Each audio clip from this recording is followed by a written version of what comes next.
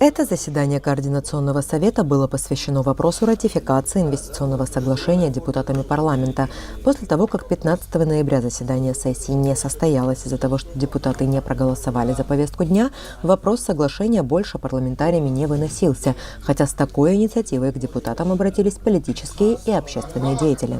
24 ноября, несколько дней назад, 14 организаций, в том числе и в первую очередь хочу отметить Совет старейшин Республики Абхазия, самая уважаемая организация в нашей стране, Союз интеллигенции и ряд общественных и политических организаций подписали обращение на имя спикера парламента Лашана Угзаровича Ашуба.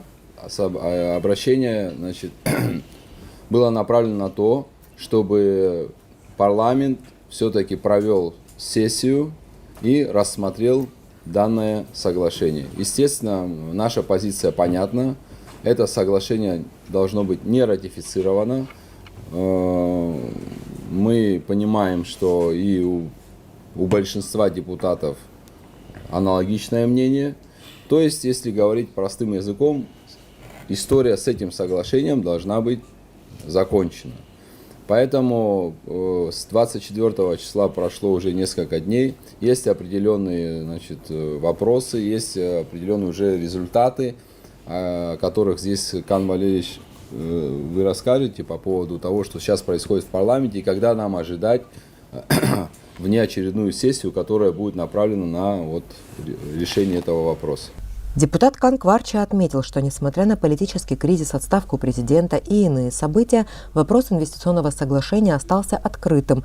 И это не устраивает не только часть общества, но и большинство в парламентском корпусе. В связи с этим вчера было подготовлено письмо обращения к спикеру парламента Лашану Угзаровичу, где подписало на вчерашний день уже 18 человек. Ну, еще трое по тем или иным причинам отсутствуют в Абхазии, но мы их мнение знаем. Они сегодня, да? Депутатов, да, тех, кто отсутствует. Где-то в пределах, будет это письмо дополнено, может быть, до 21 человека. Но нам и 18 хватает для, инициирования неочередной сессии. Для этого, то есть, хватает 12 человек. Но у нас даже уже абсолютно, то есть простое большинство тоже есть. Так что мы сегодня эту бумагу будем официально регистрировать и отправлять спикеру. Мы хотели бы, чтобы наши граждане знали, в этом письме датировано 3 декабря, то бишь это получается во вторник. То есть наша просьба, чтобы провели внеочередную сессию. Правда, по время проведения или дня проведения может корректировать сам спикер. Может быть, это или в понедельник, или вторник, но не позднее вторника, наверняка решение будет принято. Депутат Эрик Рштуни считает, что вне зависимости от того, кто во главе исполнительной власти, вопросы, подобные инвестиционному соглашению, не должны стоять в повестке. И сейчас это ответственность депутатского корпуса.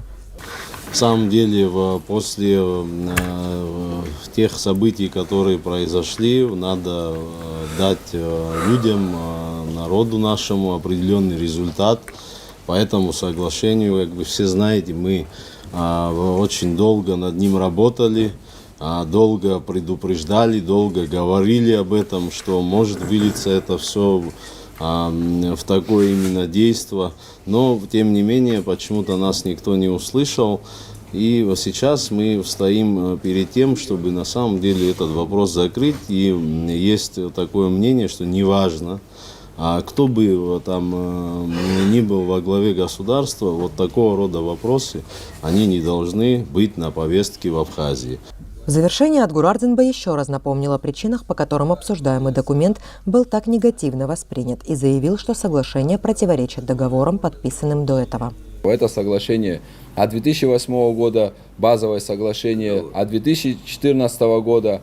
И если говорить конкретно про инвестиции, есть соглашение о защите и поощрении инвестиций между Абхазией и Россией от 2009 года. А это соглашение, вот это новый проект соглашения, оно прямо противоречит соглашения 2009 года, я вкратце зачитаю. 4 статья «Режим инвестиций». Каждая договаривающая сторона обеспечивает на территории своего государства справедливый и равноправный режим инвестициям инвесторов государства другой договаривающей стороны в отношении владения, пользования, распоряжения такими инвестициями. Режим, указанный в пункте 1 настоящей статьи, должен быть не менее благоприятным, чем режим, который предоставляется договаривающейся стороной инвестициям инвесторов своего государства. То есть речь о чем идет?